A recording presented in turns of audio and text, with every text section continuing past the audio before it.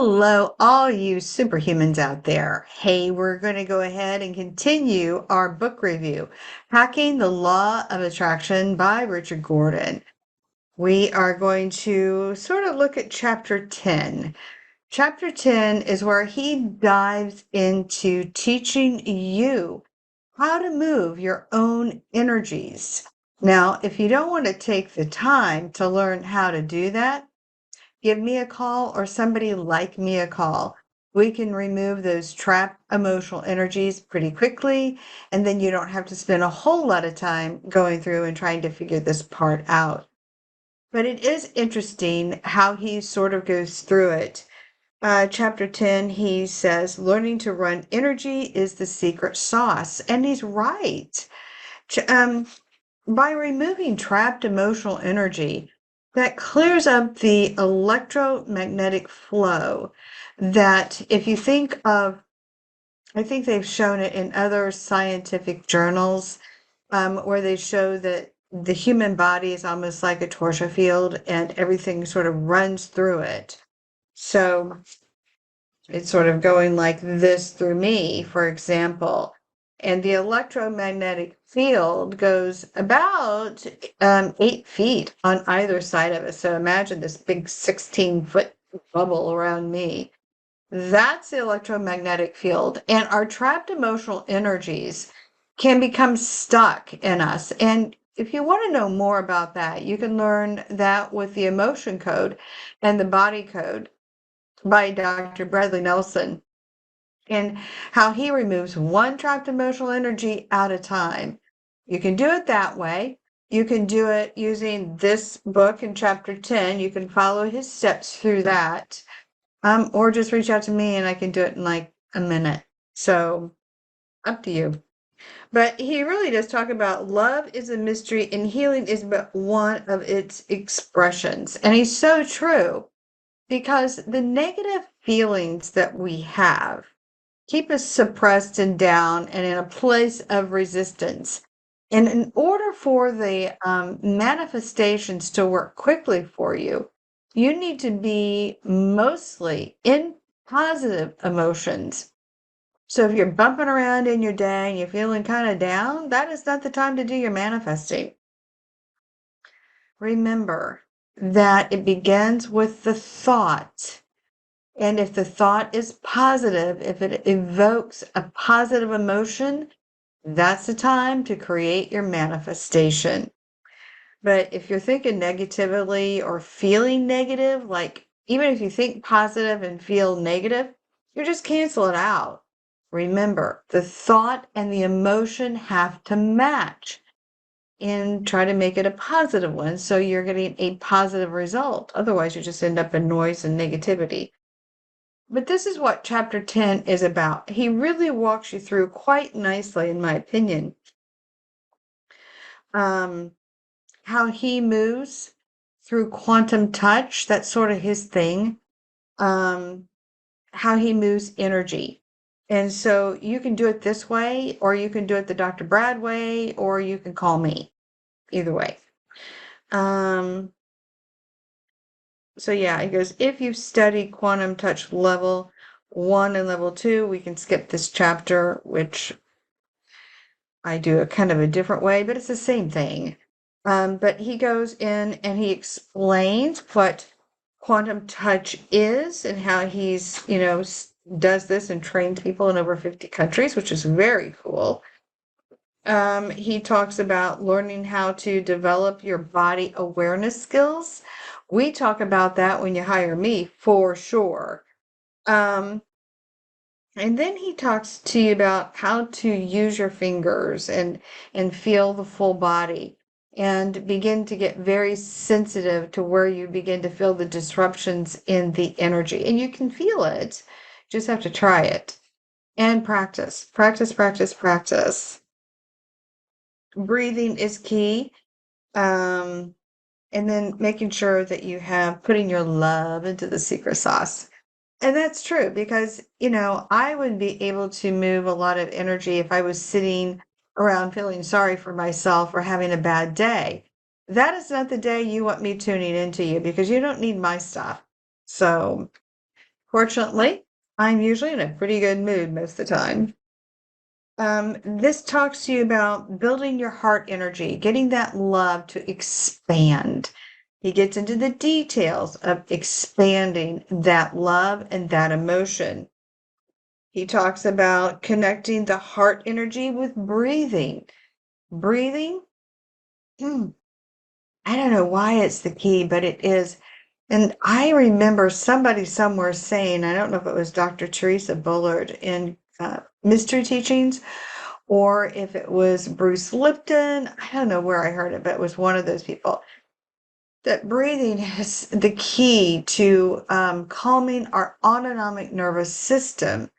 And when you do that, it might even be Richard Gordon here too. When you calm your autonomic nervous system, then you're not as anxious. You're calming down. And when you're calm, you're better able to feel the love energy. You're better able to connect with everything going on. But when you're anxious and you're running high and high anxiety, especially, it's just going to become white noise. White noise. It's just like you've got the TV on after midnight, in 1960, and all you see is the shh going on. Those of us baby boomers remember that. All right, moving on to chapter 11, more ways to work with miracles.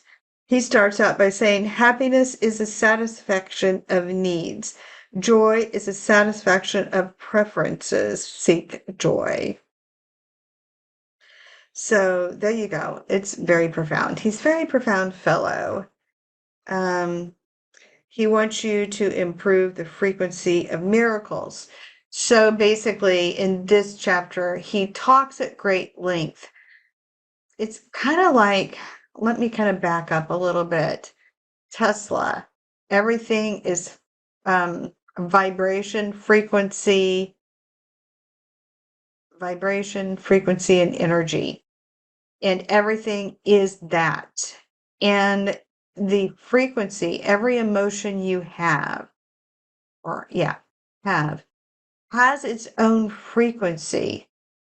And the negative frequencies, you have to liken them to the radio signals on the AM dial. And then the happy frequencies are on the FM dial. So the higher the emotion, the more you are in a high flying vibe state. I think Abraham Hicks talks about that quite a bit. Esther Hicks Abraham. They talk about that quite a bit. The more you stay in a positive emotional flow, the quicker your miracles come, the quicker the manifestations come. And the slower it is because you're feeling. So this is why in chapter 10, he's talking about be very aware of how you are feeling. But remember, the thoughts evoke the emotions. So in chapter 11, we talk about as your vibrational frequency goes up, the frequency of miracles actually happen more frequently.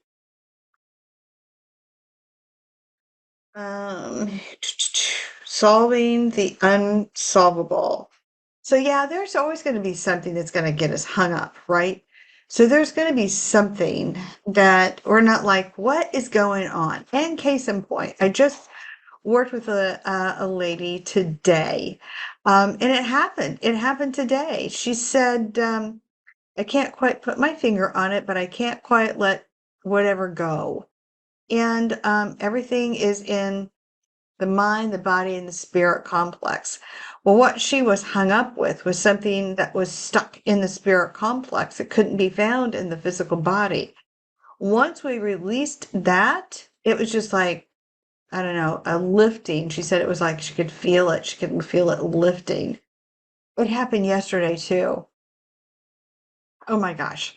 Yesterday, this lady that I was working with had this massive heart wall. And so much so that when I released it, I could feel it, because I'm a bit clairsentient to myself, and I could hardly breathe. What was interesting about this is that we could not sync up our times. So I could not work with her on the phone. So I went ahead and moved the energy on her. Then I created a Zoom video for her to say, look, this is what I found with you, XYZ. By the way, when I was doing your release, I came across this heart wall and a hidden heart wall that was massive. And when I let it go, I could feel it tighten my chest. And I assume, because I'm clairsentient, that that might have happened to you. And so I sent it, not knowing what tomorrow would bring. Well, the next day, yesterday, I got a call. So it was the day before yesterday, I worked on her. Yesterday, I got a call from her husband, and he said, oh my gosh, you're not going to believe what happened to my wife. She felt like she couldn't breathe. And, she's like, what's going on? And so I'm like, it makes sense now. And so we'll have her look in her email. I sent that video to her and just have her check it and check the time about when that took place. And sure enough, it was just like right on point. So when I do move energy on people, sometimes they feel it immediately, but sometimes it's up to 10 days later, and it can happen up to 45 days later. Just a case in point. Here I go, sideways into the weeds. My apologies. But anyway, it's solving the unsolvable, right? So if you don't know where to find the problem, if you're assuming it's stuck in the body someplace, you might be in one of these situations of solving the unsolvable. He'll walk you through those steps in this chapter 11 on how to get through some of the blockages that are not in the body, but might actually be in the mind or the spirit complex. And then a future of self-love. Now, this is critical, in my opinion, that you kind of take heart what he's saying here. Self-love is not being a narcissist and being focused on you. Self-love is respecting yourself, and at least respecting yourself as much as you would respect somebody you don't even know, but you maybe hold some, you just want to show respect to. And loving yourself and respecting yourself is a healthy thing, because you want to be able to take care of yourself so you can take care of others. It's much like being on a plane, and when the flight attendants say, if the mask drops down, be sure you put the mask on you first, and then you can put a mask on somebody else. If you are not functioning at 100%, how are you going to help anybody else? So it is important that you take care of yourself. You take care of your physical body, you take care of your mind, and you also take care of your spirit complex, however you define that. This goes into your finances and abundance. And again, when you work with me or somebody like me, we do remove those trapped emotional energies. We do work on raising your abundance. Today, I was working with a woman today. Her abundance mode was at 3%. And she goes, that doesn't even make any sense. I feel pretty abundant. Well, she's connecting her abundance with the amount of money that is flowing into her bank account. And yes, that can be part of it. But it's about your life balance. And when I talked to her further, it was about she felt so drained and so over her job. That is where she felt lack of abundance. She was not being fulfilled in her work. And so, it's important to find those things out so you can clear those energies so that you have a smooth flow of that torsia field. This will walk you through getting your abundance up. But if you have trouble, remember I'm here. You can reach me on sallyknott.com. You can reach me there. All right. And also just recognizing the miracles of the past. So moving on to chapter 12, creating a new self-image. Your attitude shapes your perceptions. Your self-image shapes your reality. So if you're going along beating yourself up, feeling poor, pitiful me, or I'm a victim, you're going to see your entire world reflected back to you as, you see, there, I'm a victim. So let me pause this a second. I'll be right back. Sorry about that. I had somebody at the door. All right. Chapter 12, creating that new self-image. So that's what we're talking about. So, what you think and feel is projected out. And remember, we live in a responsive universe. Therefore, everything you are projecting from your heart and your mind is going to be reflected back to you. And that will be your experience. Again, it goes to Albert Einstein, I'll just sum up because I don't know the correct phrase he said, but do I live in a hostile or friendly universe? This is what he's saying because the quantum field is impressed by your thoughts. The thought creates the emotion or evokes the emotion. The two marry, and that becomes your reality. So you want to make sure that you are not beating yourself up, right? You don't want to beat yourself up. That's no good for anybody. Change your identity, change your life. Well, only change your identity if it's not working for you. If it is working for you, stick with it. He talks about in depth how to identify the old self-image. And everybody has things that they need to work on, right? So kind of identify what that is not working for you, the thing that you don't like about yourself, and walk through this step in chapter 12 and navigate through how to clear that so it's no longer a part of your personal dynamic. He does go through the step releasing the old self-image and constructing a new self-image. There's nothing in this book that isn't important, but really this is really a very important piece. So you do want to construct a positive new self-image because what you project out, you get back, right? So that's about all he says there. Chapter 13, better relationships. Always ask, how can I love you better? I love this because especially today when we're all so divided. My pet peeve and trigger warning here. I really dislike that the people in authority want to divide us because we are really a co-creative species. And if somebody is working to divide us and not working to unite us, they are not working in our best and highest good. And in fact, my humble advice to you is if there's somebody out there within a narrative that's saying that this group of people is bad, you need to run away from the person saying that. Because even though we might disagree, we can also agree to disagree. There was a video that I watched the other day on narcissist. And narcissists actually have a role to play.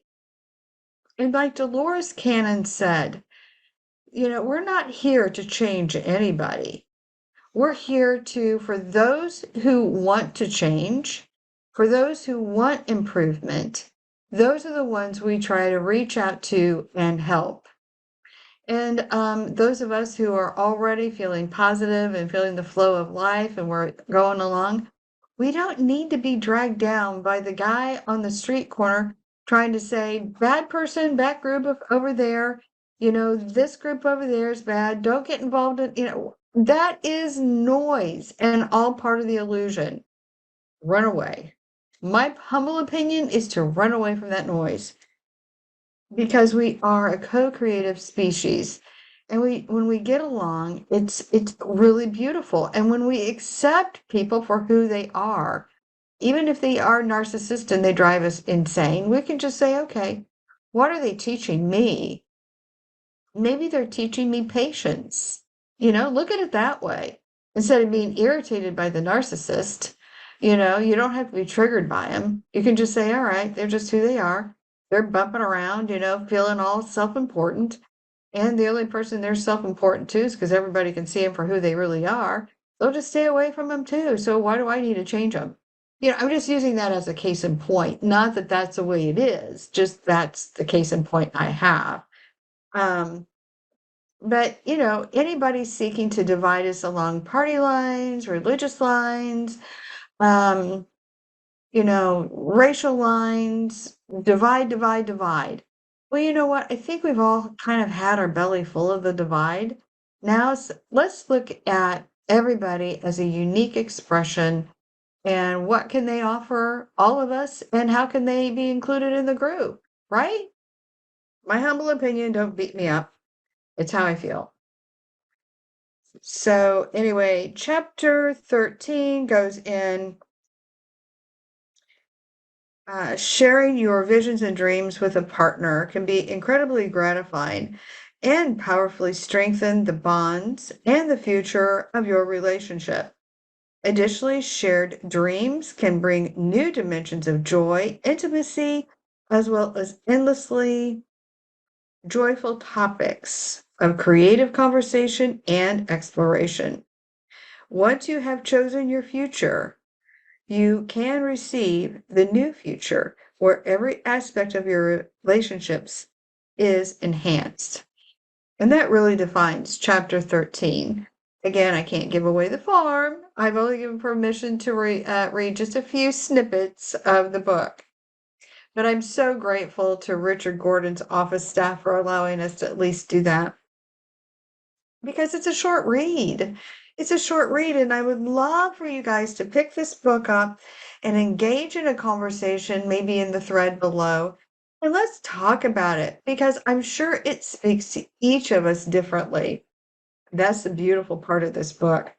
But it also is short and it gets to the heart of how to ignite your positive manifesting. Dark Miracles. This is chapter 14.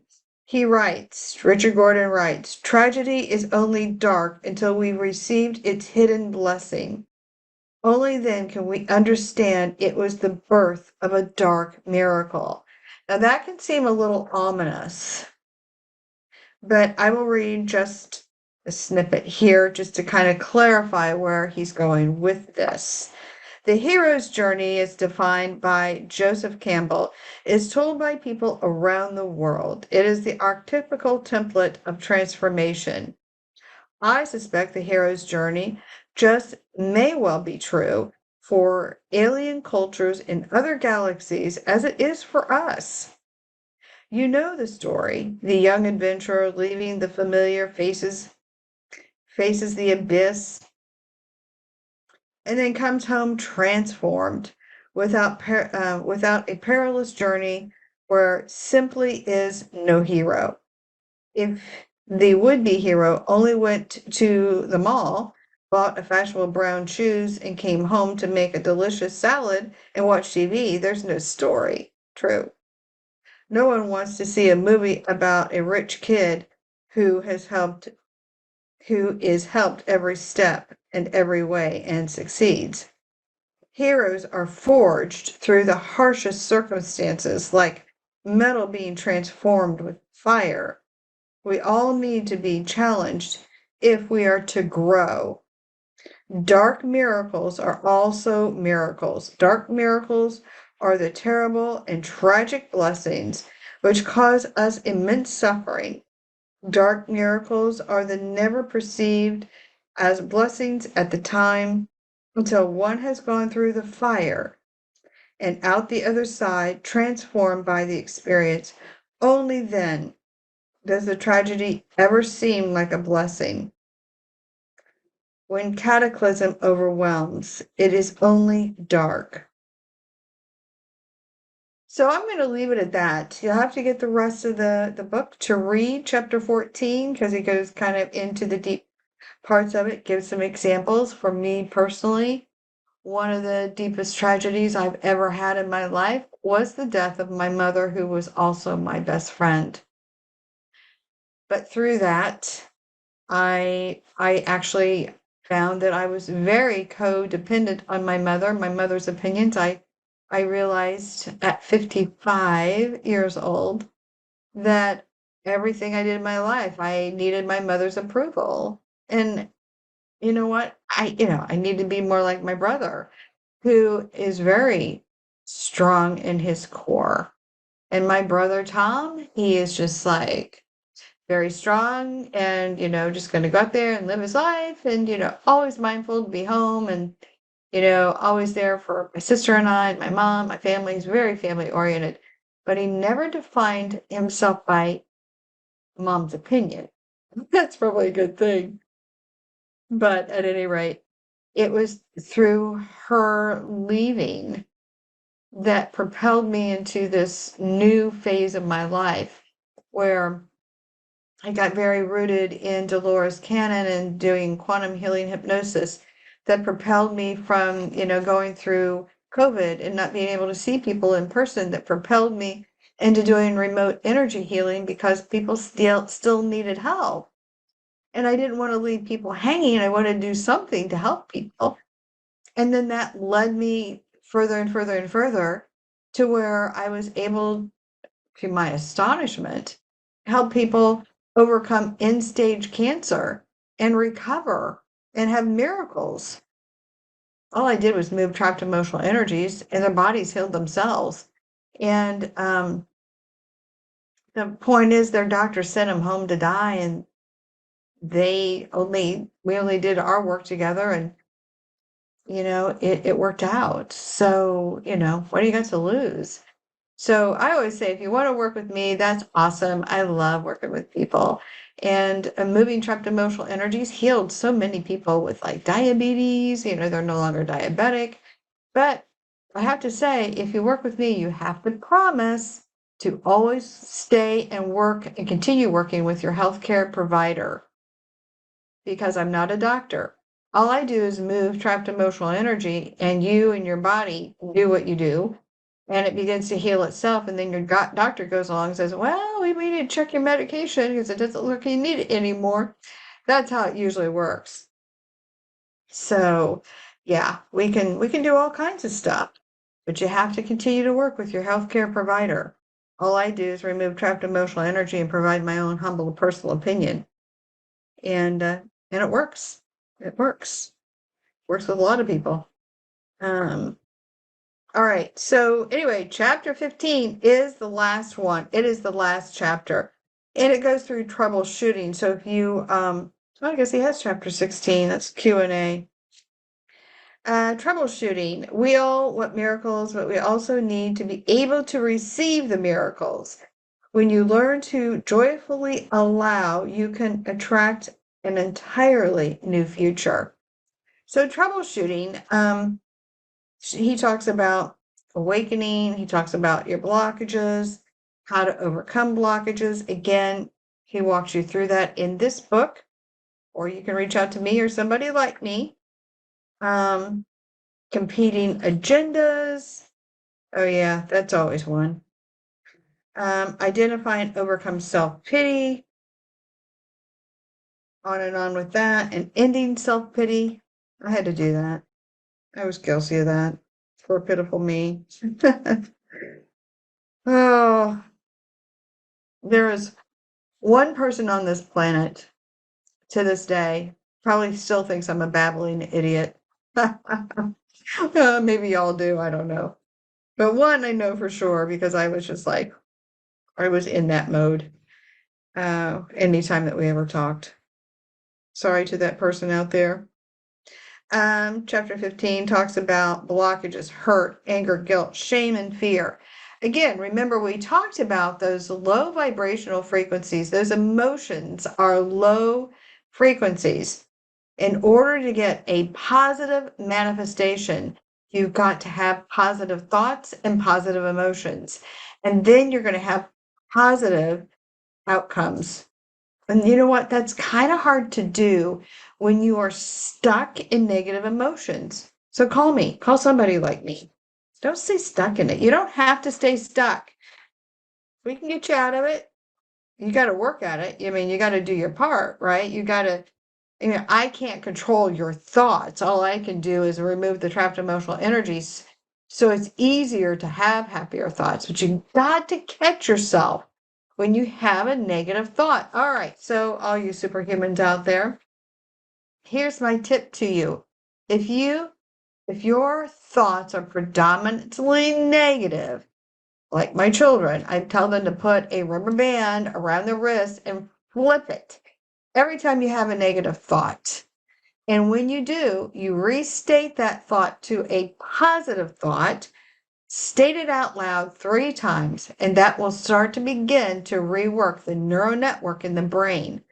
You're going to find if you stick with that for 90 days, you're going to find it's almost impossible to have a negative thought. We are so conditioned into negative thinking. And every time we turn on the TV and we turn on the news, it reinforces that, aha, I knew I was right about that. Wherever you are, there's always something to reinforce that negativity. So I'm just saying, anybody preaching negativity, run away, not your monkey, not your circus. Also, when you go into wanting to program a new life for you, as a QHHT practitioner, I will tell you there are 2 times during the day that is the best time to reprogram your mind. In the morning, as you're waking up, and as you're going to sleep at night, or if you're a day sleeper, whatever, as you wake up and as you go to sleep. And when you're in that relaxed state, no matter what it is you want, you program your mind there. Now, for me, I mean, I usually say, get me through the day full of energy. And, I just program myself so I can get through the day without maybe needing a nap. Because, hey, you know what? Being 62 gives me that perk of sometimes sneaking off and getting a nap. But hey, I don't always have to do that. Sometimes my days are really packed and I have to be full of energy. And that's what I program into my mind. Also, when I go to sleep at night, I'll say, God, fill this room with rest and allow me to sleep through the night. I'll say it out loud 3 times. Again, I'm a bit of a Nikola Tesla nut. And that works really well. I am programming my subconscious mind for sleep. Also, if you want to feel more positive, you can say, I just say God, but God or your subconscious mind, remove all the negative thoughts from my mind and my heart and fill me up with love and peacefulness. You'd be surprised what that will do. We're going to talk more about how to program your subconscious mind for a new you. Using some of the techniques I've used during QHHT and what I have worked with my friends and myself. That's coming up in future videos, so stay tuned for that. That concludes our reflections of Law of Attraction by Richard Gordon. Thank you to that company for allowing us to read a few snippets out. Pick it up. It's transformational. Start watching the videos if you haven't done so already on how to dissolve a cloud. It is so important that you know on a visceral level that your thoughts create your reality. With that said, we'll see you next time. And I think we're going to be doing some Dolores Cannon reviews. That's going to be fun too. Talk to you soon. Oh, yes, give me a thumbs up if you don't mind. I'm trying to get my little fledgling channel up. Thank you. Bye for now.